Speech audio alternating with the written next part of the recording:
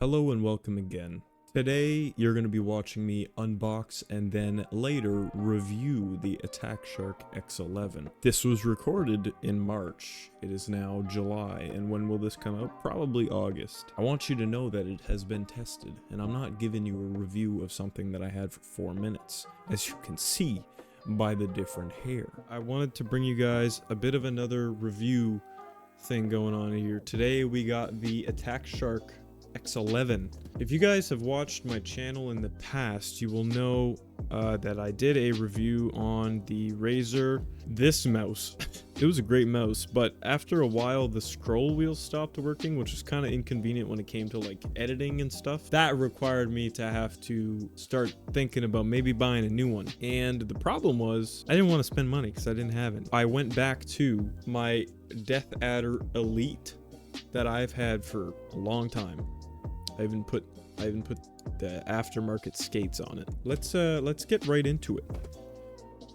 I ordered the mouse, said mouse, in the red because I thought it would look cool on the mouse pad, but also just because setup with a little bit of pop is cool. I'm not reading any of that, but the reviews were really good, and the price was like 50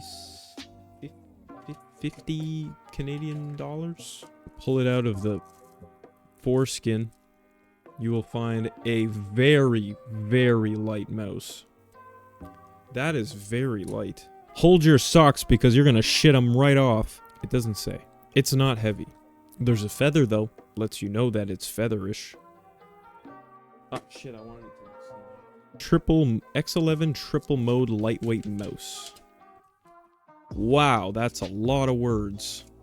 Product description. So it is a mouse, is what I'm getting out of this. In the bags, we have a Type-C cable for charging. You might be thinking, is this the only way to charge the mouse? No, because under foreskin number 3, we have a charging dock for the mouse that you just hit that thing right on there. Shit. Look at the saturation. Jesus. Maybe if I change it to up there. That's not much better. This one, the X11, is made for a larger hand. It is comparable in size to the Death Adder. So underneath, we have a few buttons that you can click. As you can see down here. You got a DPI switch. You got a switch to toggle the mouse on or off or into Bluetooth mode, and then in Bluetooth mode it appears that you have the ability maybe to switch between 2 connections. 1. This is going to be a long day. 2. 1 more. Anything new in your guys' lives, or same old? Yeah.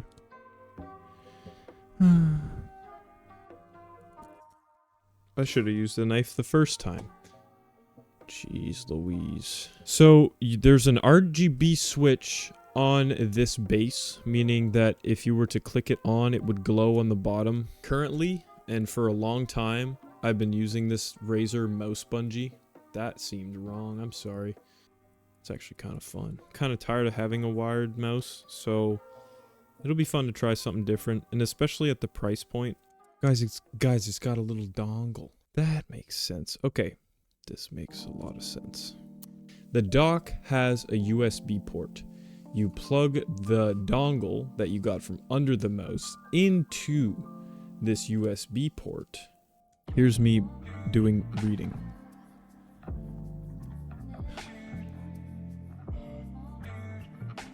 Sure is a lot of languages.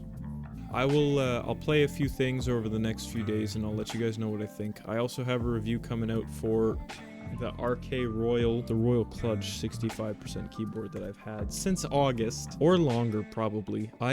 Life got busy, but I'll be back. And now we're back to present times where we have the Attack Shark X11. 4 months of use, almost 5. What do I think of this mouse? You're gonna notice that in the video before, the skates don't look like this, and that is going to be for a video that will come out after this one regarding a new mouse pad that I got. In my opinion, this mouse has been super solid. The only thing is sometimes the sensor stops picking up for like a second, and that could be me, could be interference, it could just be mine that's faulty. It hasn't happened to me in a situation where it caused me to lose a game of any kind, per se, but it definitely has been a little bit irritating at that. The second thing that I don't like so much is the skates that it came with. You can see on the video, it's just like old school Dell computer mouse skates. And I kind of think they were crappy. There was a lot of friction because of the mouse pad I was using it on. It could be a whole factor of things. So it was definitely heavier on the grippy side than slippy, and I'm someone that likes to play with a little bit less friction. I want it to be reliant on my arm and not my pad or the mouse skates. So anyway, the new mouse pad I got came with dot skates, and these are pretty good. I like them. So this is kind of what it looked like. It's shaped like the Razer Viper. Very, very light. Comically light, almost. And after 4 months, I would say it's a pretty damn good mouse for the price. Am I planning on upgrading anytime soon? Probably not. It's been a pretty solid mouse overall since I got it. Like I said, apart from the skates, which is preference, and the connectivity thing, which could just be mine. I don't want to drop that as like a, this is a problem for everybody, but in my experience, it'll disconnect at times, and sometimes if it's lifted off the pad for too long, it goes into sleep mode, which is kind of to be expected because you're not technically using it. So I paid a whopping sum of $50 with tax. This is Canadian dollars. The reviews are 4.4 out of 5 out of 147 reviews. And also, if you didn't know, you can actually get software for the mouse, which would be something that you should look into because there's only a certain amount of DPI options on the mouse, and you can customize that within the software. So that is something to keep in mind. It's rated for 20 million clicks. I couldn't tell you how many times I've clicked it, but the clickers still work, and that's pretty good. Yeah, and as well on the software, you can also program the buttons. I'm pretty sure they have like preset stuff you can do. The battery life, I can't speak much about it because I don't play longer than, I want to say like a max session nowadays. Like if it was on a weekend, would probably be like around 8 hours for me. The fact that it charges so quick, like I can, if you're so unconfident in the battery life, like if you're playing a game like Siege or something, when you die, just friggin' plop it on the dock and it'll charge. Like it charges relatively quick. But I haven't had it die on me during use, so battery life pretty good. How did the buttons feel? They're clicky. The middle mouse button clicky. The buttons, side buttons clicky. It's not an ergo mouse, so it's made it's like uniform. It's got a bit of a hump in the back, more suited for like a claw play style where you're playing like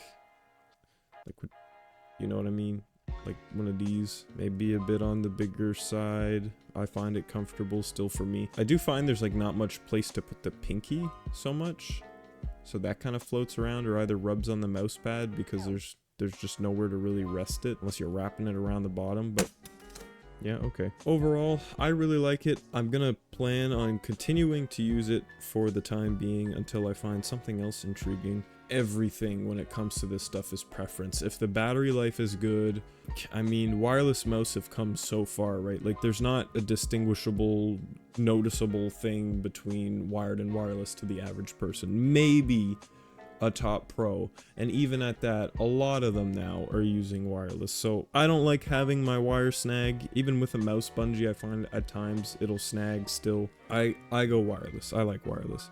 And when they can be this cheap and this good, it's really hard to not agree that this is just the way to go, right? For 50 bucks, you can buy a $200 wireless mice. You can buy the Logitech G Pro X Super Light Fly White, but I'm pretty sure also its polling rate is like 1,000, which is again more than enough for an average person. It's not like I'm busting out champ lobbies and Siege.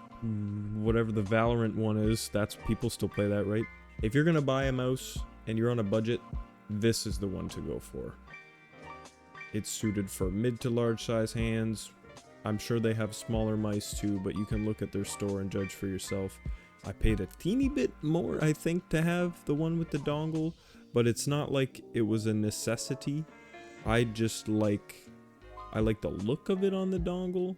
I like how it looks when it's just like on the dock charging. Let me know if you'd like to see some things added to a setup or things that maybe you want to try. And remember that I am not rich. I have to pay for these things. So to the people in the video commenting on my friggin' headset when I put out the wireless headset video, I'm not gonna go buy another HyperX wireless headset if I already have their top one, you know what I mean? In the future, if I'm looking for another mouse, you guys will find out about it. Or if I do any other upgrades, which many have happened already, you guys are gonna see that too. So if you guys want to stick around for that, you can subscribe and like the video. And other than that, I will see you guys whenever money permits it.